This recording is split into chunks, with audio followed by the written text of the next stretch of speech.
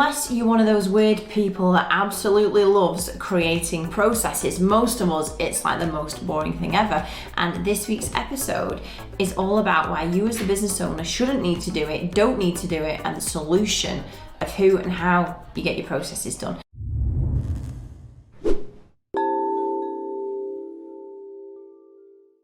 Welcome to episode 251 of My TV. My name is Emma Mills and I help business owners go from solopreneur through to getting somebody to help them, or maybe just the messy middle of growing a thriving and ambitious team. And this week's episode is focused on processes. And before you switch off, because I know they're very, very boring, this week's episode is all about how you don't have to do them, but they're really important in your business and the impact it has when you have rhythm, system, solutions on your team members, so you can just go off and do all the things you love, which is utopia for all of us. And this week's episode is inspired by my own stupidity. So if you're an avid binger of my TV, you'll know that in September, October time, I went to Spain for 5-6 weeks and I worked from there remotely. It's the first time I've ever done that in the 15 years of having my business, and it was a fantastic experience. And my demeanor, stress, nervous system, all completely was like so calm when I came back, so like ready to take on the world, so like in tune with my team, letting them get on with what they do best. And what did I do? Well, I walked back into the office. I immediately told them all that the office was a shit tip, put a finer point on it, and then I started my Emma thing of getting involved in things I had no need to be involved in, of trying to unearth problems, of asking questions, of manufacturing my own stress.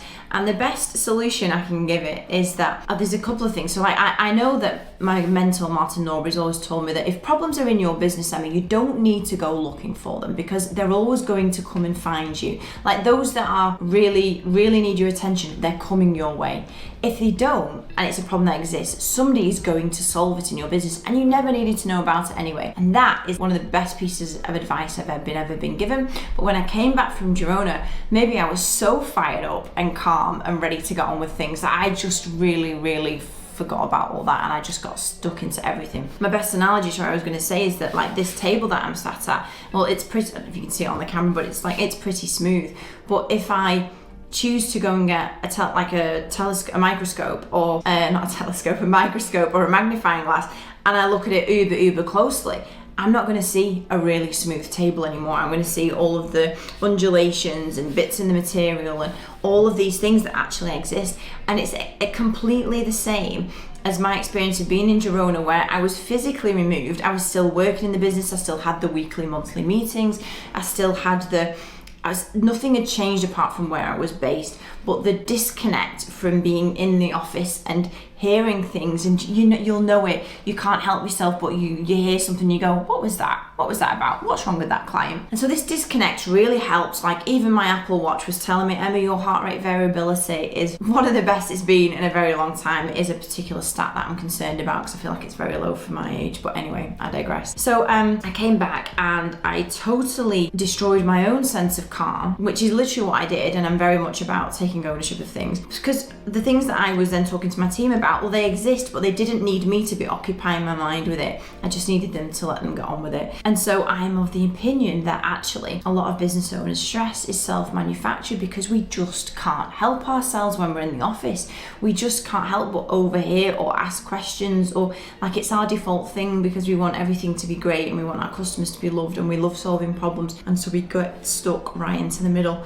And what it is it's the complete opposite of helping us be mindful and considered to work on the right things. Because what happens instead is, the more you look, the deeper you start digging, and you're asking more questions, and then your general demeanor is one of impatience and stress and what next, and what else is there? Well, if I found this, what else is there? And so I just went, okay, Emma, what are you doing? Like I can completely see the difference of being back 3 weeks, getting stuck into all this stuff, and how damaging it was for me leading the business. And so it leads me on to a key point, and something I've probably discovered in the last 6 months that I think will be helpful for you too.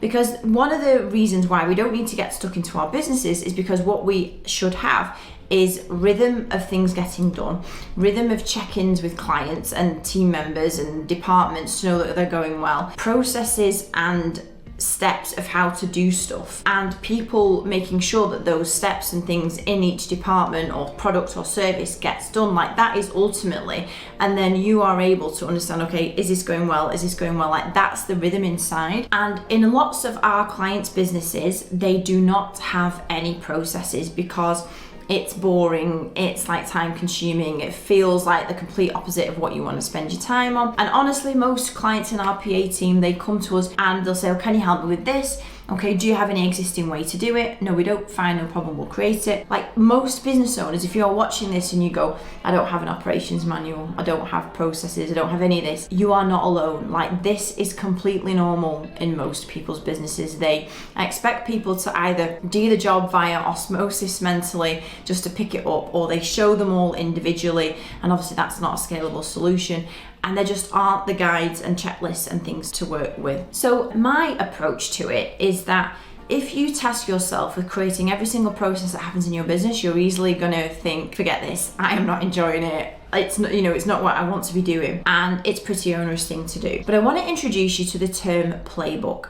Now, I've got a blue Peter, here's one I made earlier, because I write playbooks in my business, and then my team members create the more specific processes, steps, checklists inside it. And I think if you are not aware of the difference between a playbook and a process, then it might just be the thing that helps you start to give more autonomy to your team without spending too much time in the weeds of processes.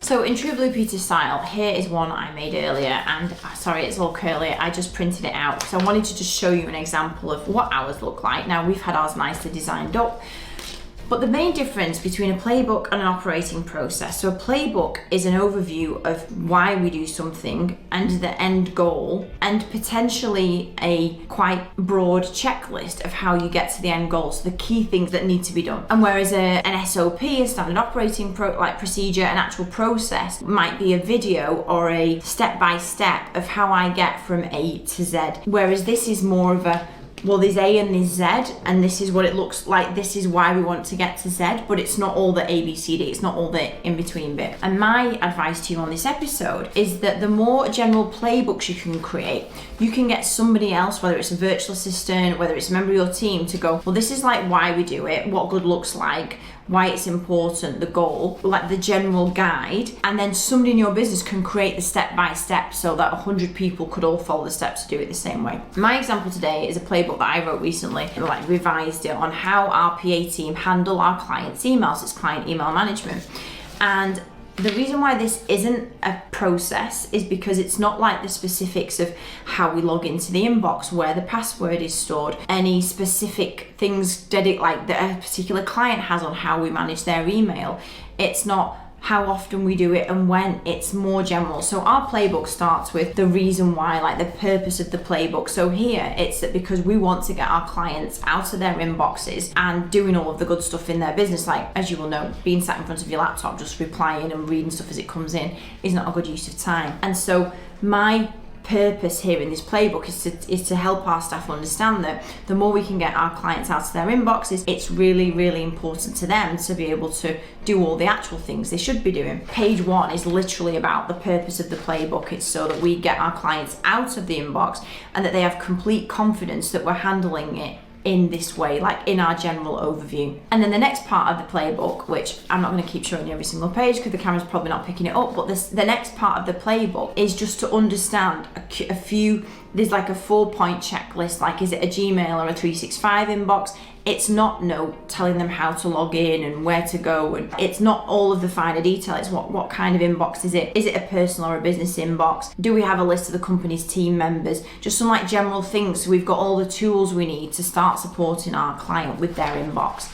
The rest of the playbook is literally the guide on how we would handle an inbox as an overview. So the 3 or 4 different folders we have, like a dealt with, dealing with, to deal with folder, a CC folder, a marketing folder, and a folder dedicated to emails that our client has to handle. Like, it's just about the folders that we have. So the playbook is about every single time we take on a new client with an inbox requirement, they will just set up the same folders. So I could go into any of our clients' inboxes and I'll know the same thing is going to be looking at me no matter whether it's a Gmail, 365, webmail, like pop inbox. We've got the same overview of what it looks like.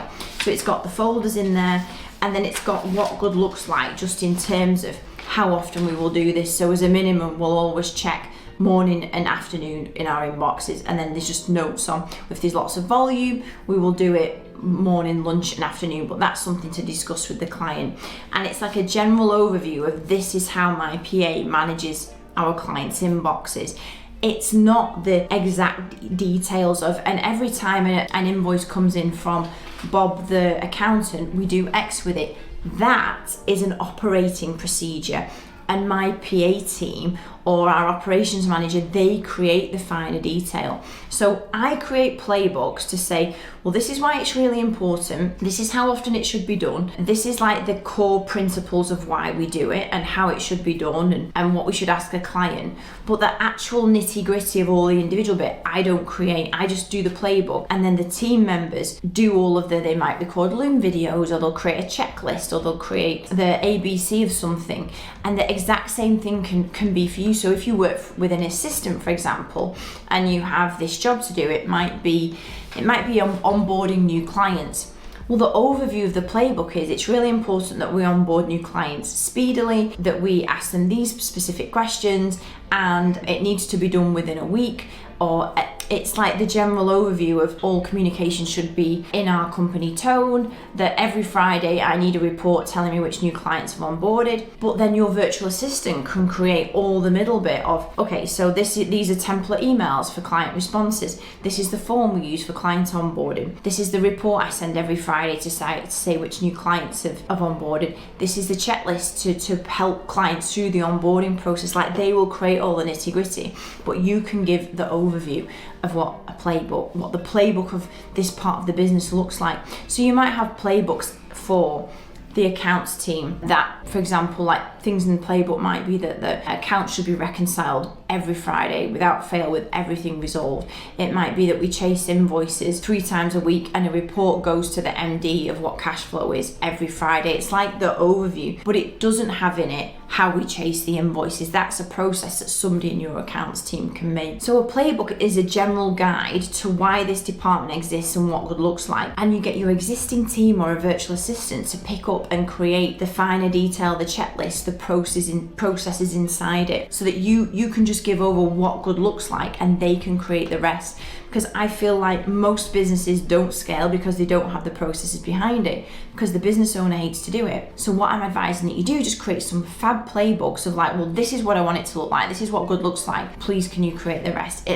Creating process is something we can do, or you need somebody in your business that can help you with it. I will have a link below on downloading like an example playbook for a part of your business, so you can just have a look through and the difference between that and an operating process. And I hope it helps you get your head out of the dirt and into the clouds a little bit on, oh wow, I've got lots of things here to hand over to create a step-by-step guide on. You don't need to be the person that does that. You can give what good looks like and let somebody else do it for you. And I will see you next week for episode 252. See you then. Bye-bye.